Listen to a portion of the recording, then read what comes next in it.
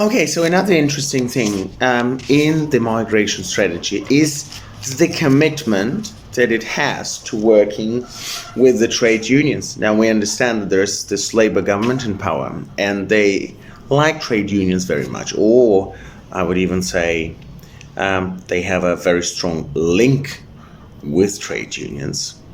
They protect the rights of Australian workers, Australian citizen or permanent resident workers.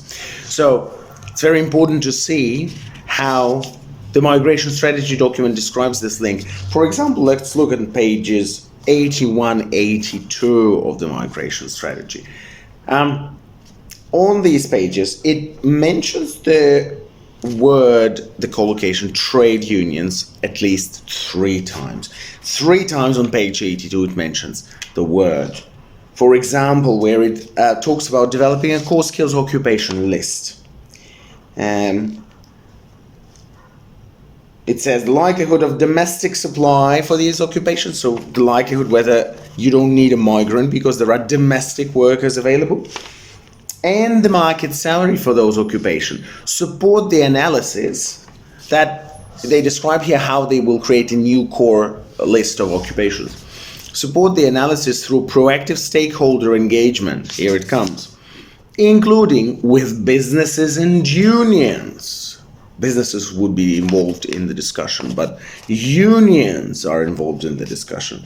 And then they write further here, new commitment, launch an enhanced outreach program to improve access to the migration system. Well, it's hard to understand what this heading is about, isn't it? Enhanced outreach program to improve access to the migration system. Well, let's read what it really is about. Migration reform will be supported by a reformed outreach program which will establish and maintain strong links to business, especially small business, and unions, built on the tripartite approach outlined in the migration strategy.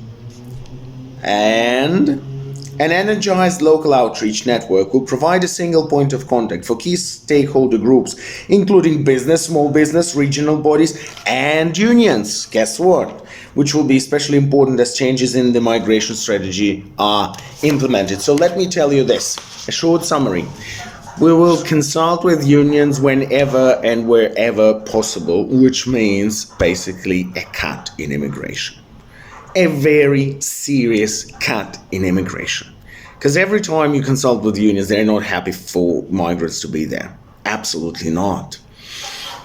The aged care labor agreement, which they implemented May last year, I think, why has it been so unpopular? Why has it been so unpopular? Why have hardly any employers signed up for the labor agreement? Although there is a burning need for staff in the aged care and disability sector. Why? Because basically signing up for the aged care labor agreement means having a memorandum of understanding with the trade unions, and having that memorandum of understanding means so much integration of trade unions into your life and to the way your business works, and paying for your workers to attend meeting, not just the sponsored one, but everyone, sending you all of your staff to trade unions to attend their meetings. Then showing to trade unions that you've offered hours to all your Australian workers and they refuse to take hours, and that's why you take on a foreigner. Well, what if you don't want to offer hours some of the workers because they're not behaving in an ethical way or not turning up, and you don't want to give them more hours? What about that? How does the business go around that? Perhaps they don't. So it hasn't been a success just because there's been so much involvement of the trade unions in the process. It's also pretty hard with company-specific labor agreements, where there is, again, so much involvement of the trade unions. The trade unions are pretty much always producing a negative outcome. Whenever you ask them for their opinion on a particular role to be sponsored for a company-specific labor agreement, they will always say no. I haven't seen them say a yes yet. They always say no, we don't like it. Good that for company-specific labor agreements, we seek their advice, but it's not mandatory. The Department of Home Affairs may still decide to give the employer the company-specific labor agreement.